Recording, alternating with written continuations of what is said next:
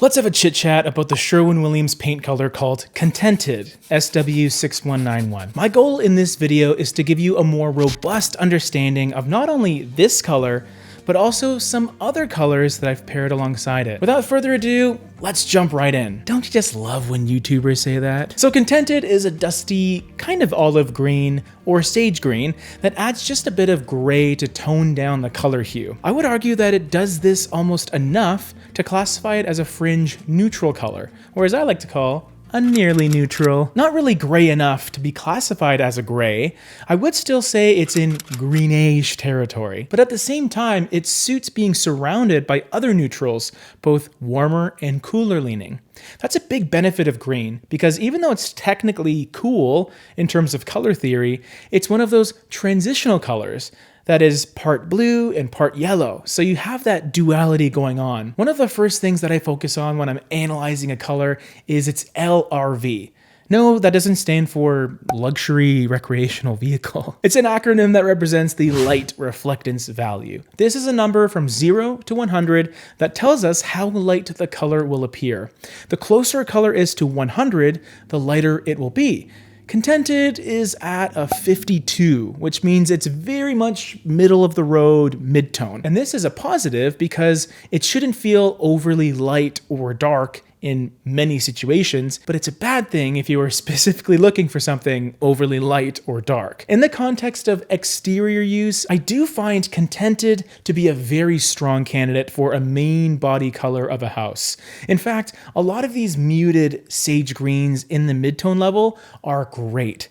Green is just a natural fit to be used outside because of its connection to nature, but also because of Contented's, hard to say, not too strong, it's not going to feel too green. In fact, it may take a few steps closer to an earthy kind of mid-tone gray. Now I want to get right into the color pairings, and there really are a number of directions you can take this in. You can lean more into the gray aspect and go a little more modern, or commit to the warm aspect for something that feels a little more traditional. And that's what I was feeling for this video. So the light color pairing that I chose for it is Creamy by Sherwin-Williams.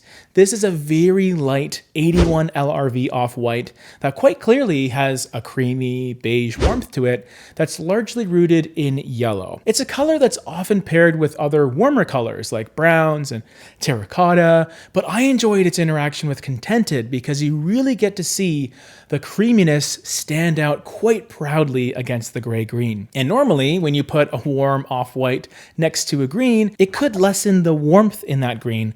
But these two together just really fashion a lovely, familiar coziness that I really enjoy. I don't normally reserve the light color pairing in these videos as a trim color option, but this is an exception. Creamy is actually a great choice for doors and baseboards, for Contented as a wall color, just as long as you're prepared for your trim and your woodwork to look a little bit warmer. The mid-tone color pairing is remarkably similar to Contented, and that's because it's another mid-tone color that has kind of a similar coloration to it. The two are sort of a 1A and 1B situation where the difference is subtle, but Oyster Bay is the darker and cooler feeling option.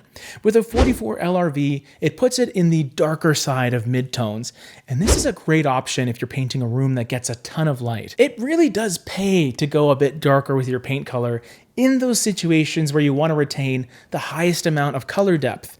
Not that Contented would get washed out per se, but Oyster Bay just has that added layer of depth that could have it fare better in those more well-lit conditions. The dark color pairing is where we take things in a very different direction.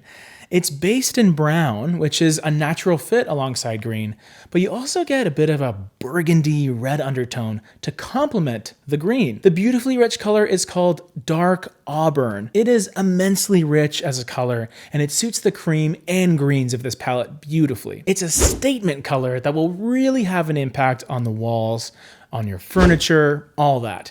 It's also an awesome exterior color, whether you want to use it as an exterior accent color on your front door, or even a bold main body house color. The white color pairing is Westhighland White, which takes the warm creaminess from Creamy and brightens it even more. It's a nice, purified version of the color, I'd say.